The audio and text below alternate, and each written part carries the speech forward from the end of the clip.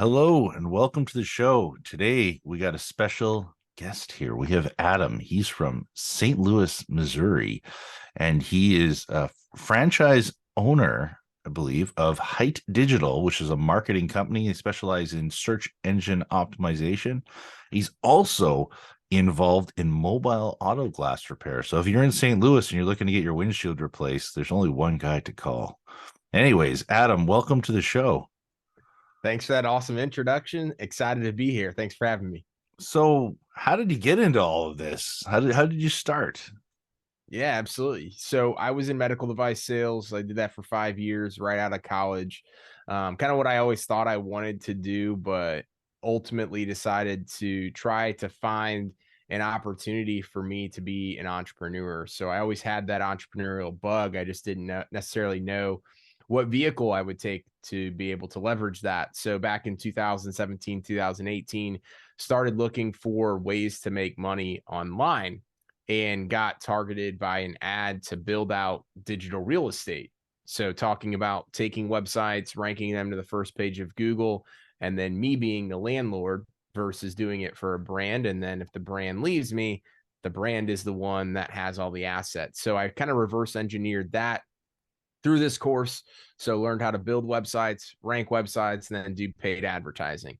That's where the auto glass repair company came into play. So we knew nothing about auto glass repair before we started that business. We just knew that we got a website to the first page of Google and we were outranking every local competitor in addition to the Safe Lights of the world. So back in 2020, pandemic obviously hits, and I have this skill set that I haven't really leveraged. I've tested a bunch of stuff for the last 2 years, not really taking on clients. At that point, I decided to go all in on entrepreneurship, left corporate America back in July 2020, and then created a traditional digital marketing agency that you see today.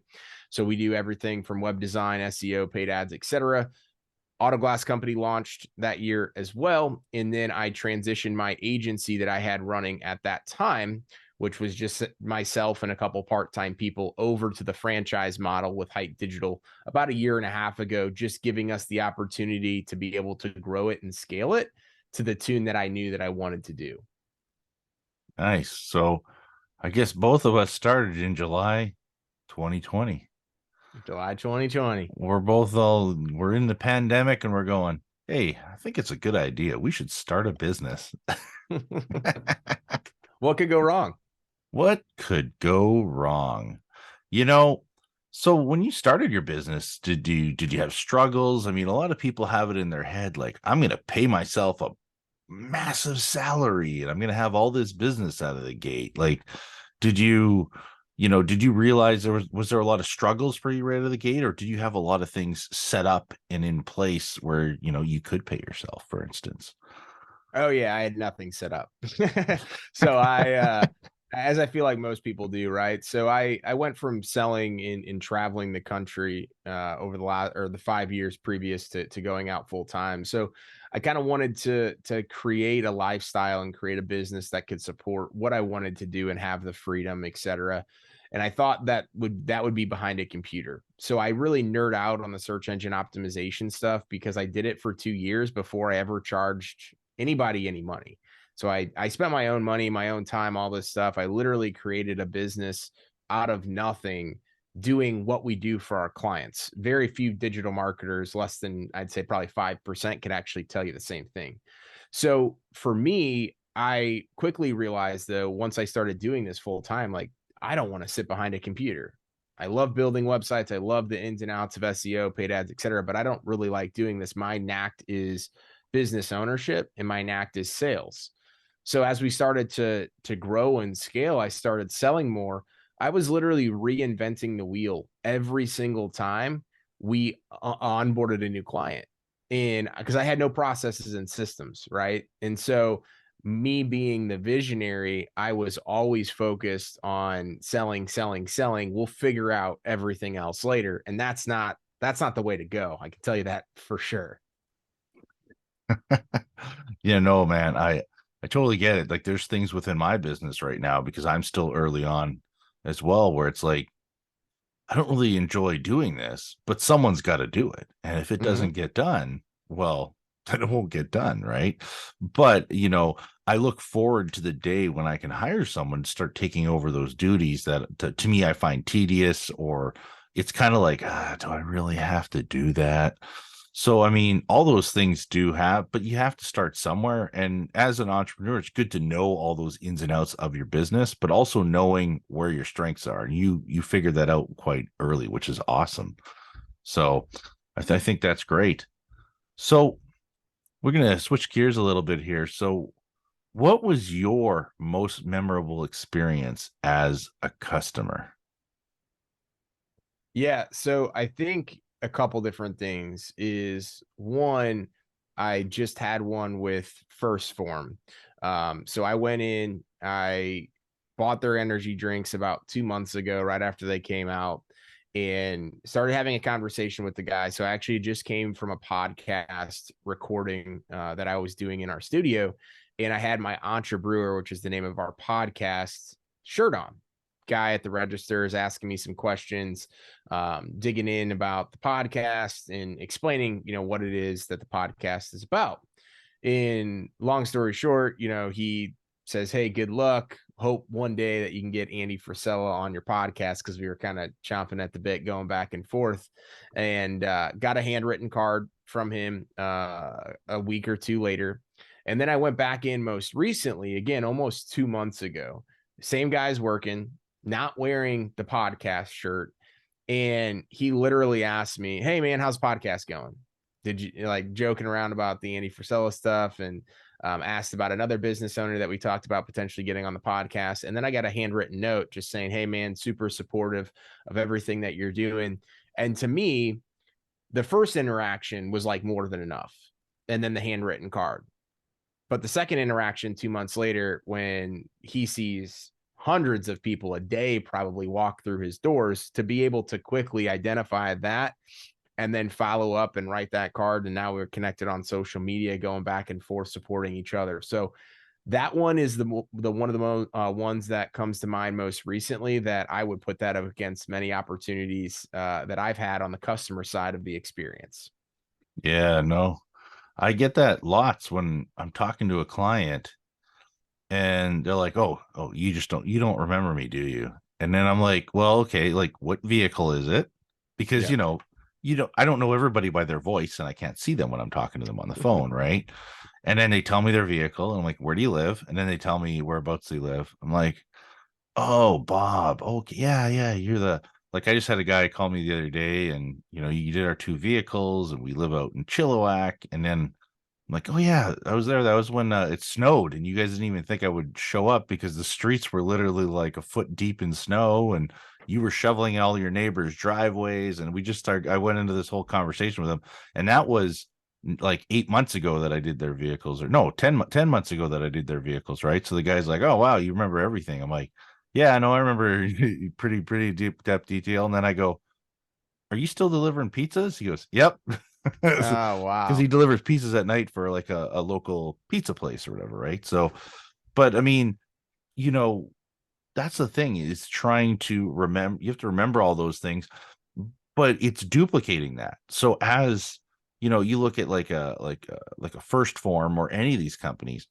If I go and hire somebody, how do I duplicate what I'm doing and my memory with them, right? So, and sorry, it really makes it special, right? That they because everyone keeps asking, how can you fast track your customer experience? And well, you just actually have to care. You Yeah. actually have to know your customer, right?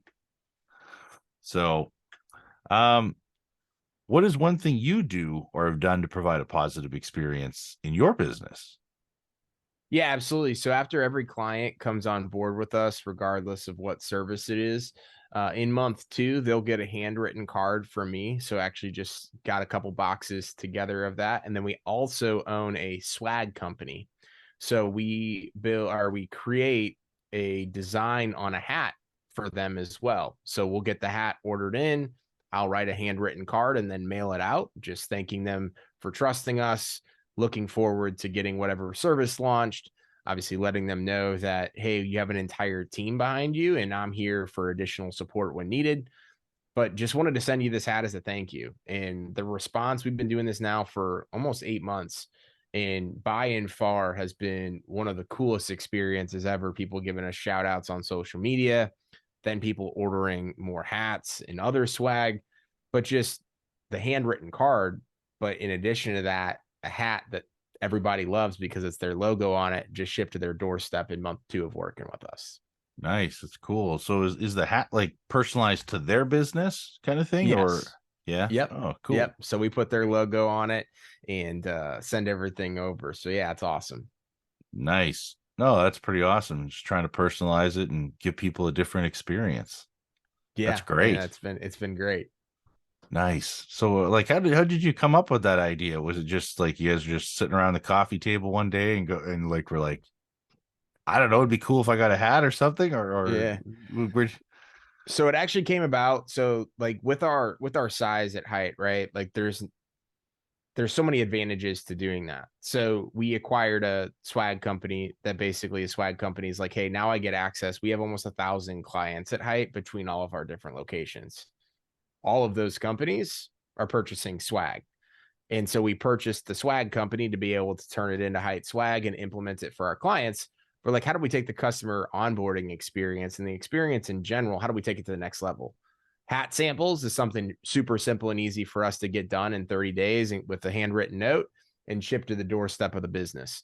So we just saw it as a win-win opportunity. And there's some other businesses that we're actually getting ready to get into right now that are just complementary pieces to digital marketing, things that people are already purchasing. And we already have the relationship, right? We have the buying power, we have the data and the structure, infrastructure, more importantly, to be able to implement this and have the team to be able to support it. that's great. I think it's a great personal touch.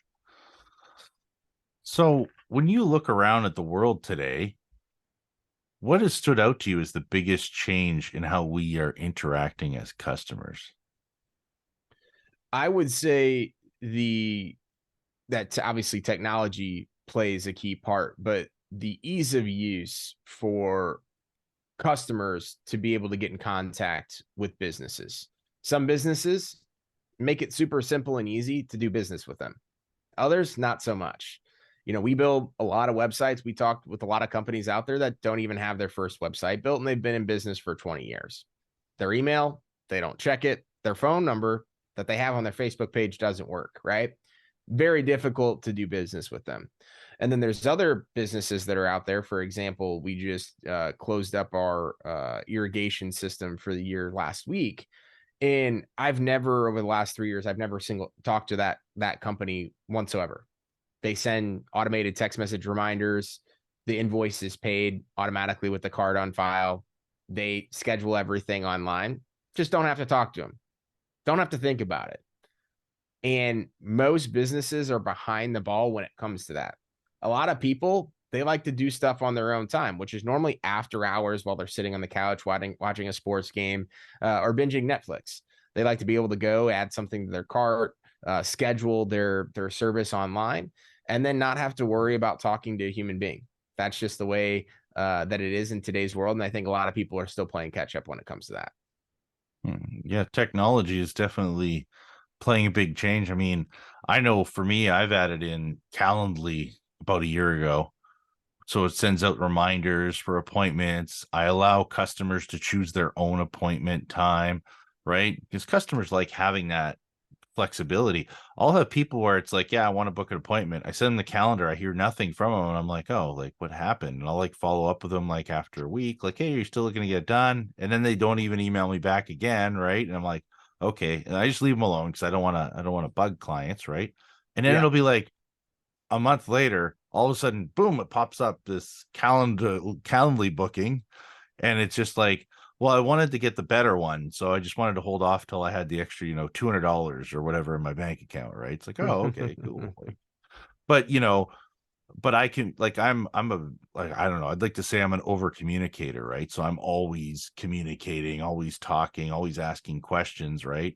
But not everybody is like that. Like some people just will only communicate when they want to, right? So Yeah. it is different this digital world, right? Because a lot of times, part of me says, hey, if I had the calendar right on the website and somebody could go on there, book, choose the dash camera and all that, it'd be great. But 10% of the time, I bet what'll end up happening is they'll end up booking an appointment where I'm going to have a 2 hour drive in between appointments. And then it might end up being a vehicle I can't do, which is very rare that it could be a vehicle I couldn't do. Right. But you know what I mean? It's that what ifs that make me not do it, because I also want it to be a little bit more personalized. But that portion of automation might actually catch some of those other customers that, like you said, would just want to just go on there, select, book now, and call it a day. Yeah, no, I think the way that we operate, because we have a lot of clients that have those same types of ideas and in thought process around that stuff. We always like to go back to and again, it's not going to work for every business, but we always like to go back to the concept of, make it talk about the rule, not the exception. If 9 out of 10 times it's working great and you're able to capture more, it's worth at least testing it out. It's not a tried and true system yet. Safe to fail experiment, as we like to call it. Safe to fail. You learn from your failures, though, quite easily, Yes, which you is do. great. Yes, sir. So, um, is there a book you've read that has influenced your life? So I think the biggest one has been traction. So the EOS model, it has opened up my eyes. And I read that about a year and a half into business and fully implemented it about a year and a half in business. But it has fully opened my eyes to how much I was overcomplicating my life because of my business. And once I really was able to weed through the truths and go from black and white of what I'm wanting in business versus what I'm doing, it really challenged me to pull out an extra layer that I knew I had within inside me to be able to implement and give to my business. But I was running in every which direction and I had no idea what I was actually doing. I think oftentimes, whether it's personal or professional, we always are trying to say there's got to be a different way to do something. There's got to be an easier way or a quicker way or a faster way or a cheaper way, whatever it ends up being. And that same mindset goes to how we operate business. Oh, I'm a digital marketing company. I'm doing something different. Like business is business. And I found that and I learned it the hard way, but I've learned it through my auto glass company. Business is business. You have a good product and service. You take care of your customers. You charge what you're worth, and you have good people on your team, along with core values, process, and systems, all those things. You have those key things in place that will translate to any business. And so traction really helped open my eyes to that and has definitely been one of, if not the biggest influential book I've read so far. Yeah, that's great. Yeah, I mean, I've heard of that book. I don't think I have not read it. That's for sure. I mean, I don't know, probably another 4 books I need to read that I bought over the last year. And right now I'm reading Chaos Machine and Clockwork. Okay, Clockwork. I just picked that one up. Yeah, Clockwork. Yeah, it's pretty good. So, I mean, I'm very big on systems and processes. And I know you were talking about how you didn't have systems and processes. And I'm a very big systems and process thinker. But the big thing for me that is going to be the next challenge is I need to now put all my systems processes into video or paper format for the next step. And I have done paper in the past, like I've written down, do this, do that, whatever but for other jobs, like, a receptionist job that we hired when I used to manage another business, those kinds of things. But I never have for what I do.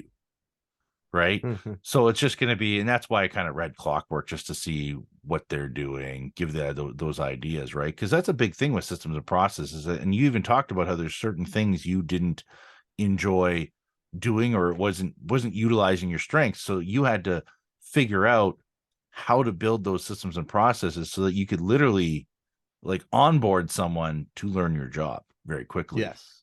Yep. Right. So Exactly. how was that learning experience for you? Was it challenging or Yeah, no, I mean, it was absolutely challenging. So about a year ago, I hired who's our now VP, the integrator within our company. Up until then, it was myself and another account manager that was on our franchise team. And so when I hired her, I knew that her skill set aligned and complemented mine really well. I'm not detailed oriented. I'm big picture, visionary, sales. She's detailed oriented, organized, as is the day is long, and focused on processes and systems. So I basically went to her, hired her, onboarded her, and said, I'm just going to have you watch me. I know what I do, but I can't get it out of my head to paper.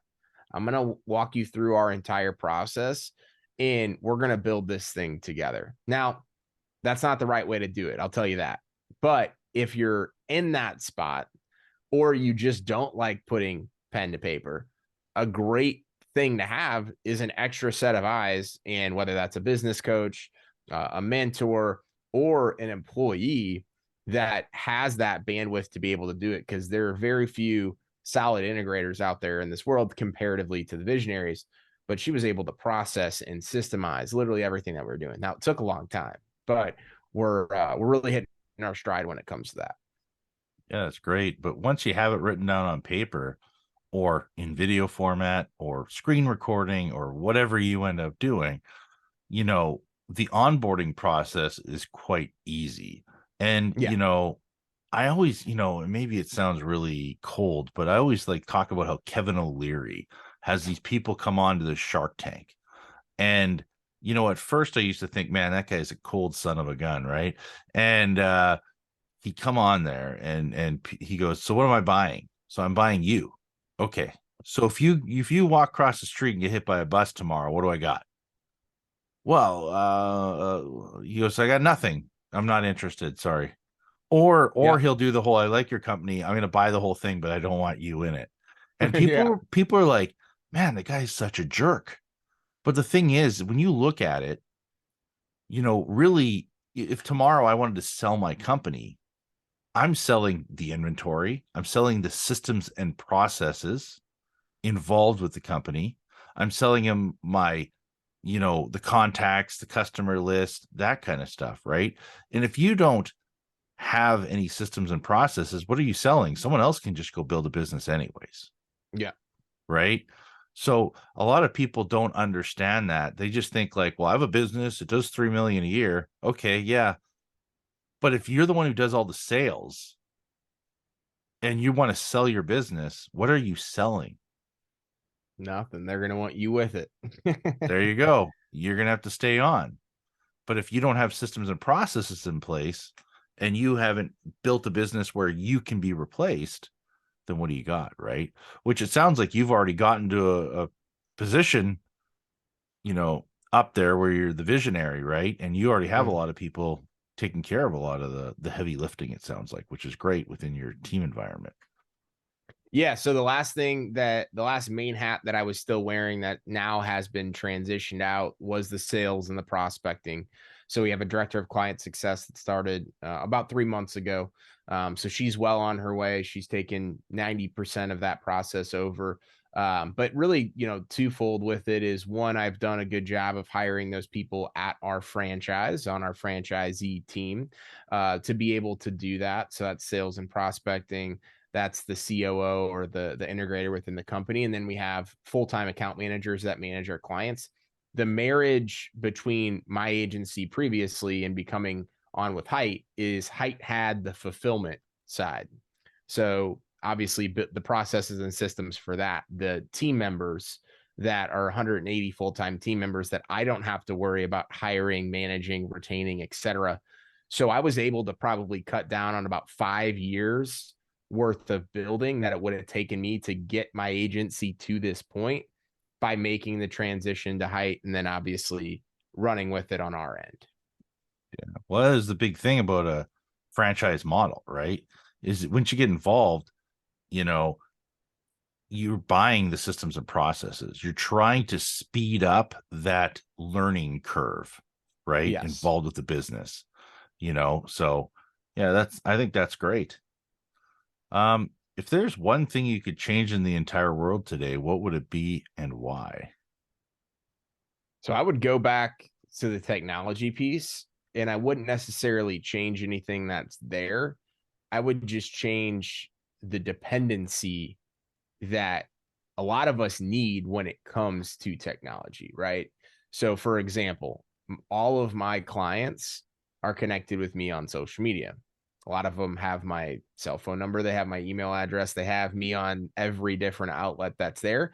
And I'm lucky and blessed because we grew our business in the pandemic. I'm here in St. Louis, but 90% of our clients are elsewhere. So it has allowed us obviously to grow and scale our business and get clients and stay connected with clients, but it's also a double-edged sword where one of the biggest areas of opportunity for me as an entrepreneur, for me as a husband, person in general, is just getting away from the technology and turning it off. And so I think it becomes too easy when you feel like you're missing out on something, when you feel like there's more opportunities to be out there to cater to your clients, to grow your clientele, et cetera. So technology is a double-edged sword. I would change maybe the aspect in which we are able to utilize it effectively and then be able to turn it off. Hmm. Nice. Yeah, no, I mean, yeah, technology keeps changing everything and how we communicate. I mean, and it keeps more and more. And I'm like, even like last night, I'm watching, and my son has two of his friends over, and literally all they're doing is changing between who plays Xbox, and then the other two go and play on the iPad and their iPhone. And I'm going, you know, I don't know how old you are, but I mean, for me growing up, you know, a Saturday night would be, spent, you know, um, watching Saturday Night Live and, eating popcorn and laughing our ass off, or going to 7-Eleven at midnight, to go get Slurpees or something stupid like that, right? Or a new bag, like a bag of chips or something, right? I mean, that was kind of how my youth was, right? And I just look at like how you're in the same room as somebody now, and your whole goal is to just take your phone and be on it, messaging each other or playing a game when you're right next to the other person instead of socializing or talking, or you know it's a different kind of world that we're in with all the digital, and everything's at our fingertips now. Things are easier to communicate, but just want to make sure that we're not going away from that human interaction, right? Yeah, exactly. So, but yeah, do you have any final words of wisdom or anything like that? Yeah, so I would say, leave this for the audiences as you're growing and scaling, whether it's your business or whether you're working for someone else. As you're doing that, don't lose yourself in the process. I think everybody, social media personifies certain people that we look up to, or people that are just loud and obnoxious, right? And we see the cars, we see the money, we see the houses, we see all of the amazing things.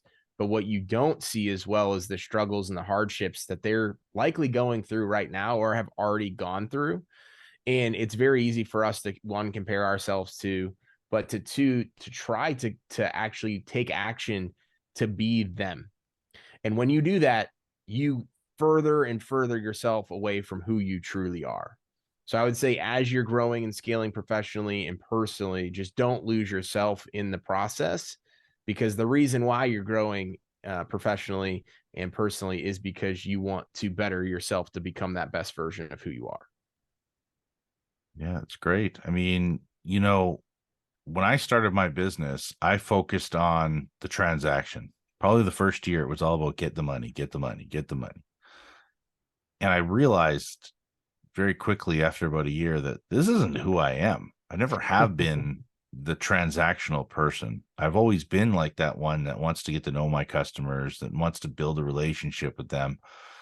And I started thinking long term, and changed my whole focus to that. And you know, it's good to talk about it because a lot of people don't talk about it.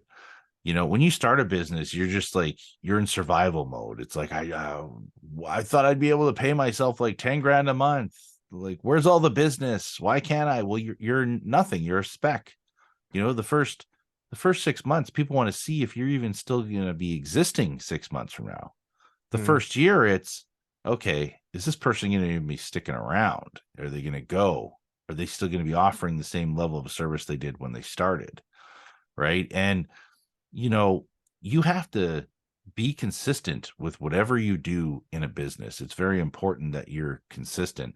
And like I said, with me early on, I was chasing the money. And then I realized very quickly that wasn't who I was. And I started changing. And then I joined a networking group. And then I started focusing even more deeper on customer experience, which sounds like you're already doing as well, which is awesome. With the personalized hats and the thank you letters, you know, I think that's really great that you're doing that. That's awesome. And so how Adam, how do they connect with you? If somebody wants to get a hold of you at Hite Digital, or there's multiple links I see here. So let's give people a few options. Yeah, absolutely. So the easiest website to go to is AdamMcChesney.com. Adam is ADAM, McChesney's McChesney.com. You'll be able to see everything. Hite Digital, podcast, YouTube channel, speaking events, things like that. Everything is there. And then links to all my social channels. But the easiest social channel to get a hold of me at is Instagram. And that's just Adam L. McChesney. Nice. Thanks for coming on today. This was great. Yeah, thanks for having me on, man. Had a great time.